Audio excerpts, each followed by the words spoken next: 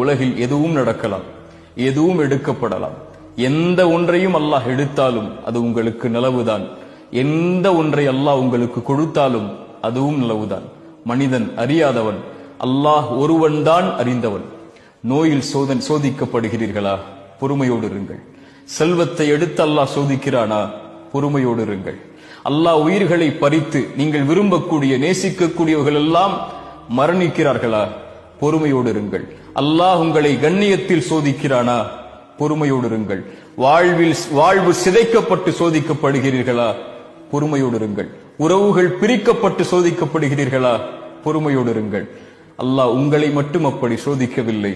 அல்லாஹ் அவனால் தேர்ந்தெடுக்கப்பட்ட நபிமார்களையே நோயால், உறவுகளை பிரித்து, சிரமத்தால், செல்வத்தை கொண்டு உயிர்கள் பிரிக்கப்பட்டு அல்லாஹ் சோதித்திருக்கிறான்.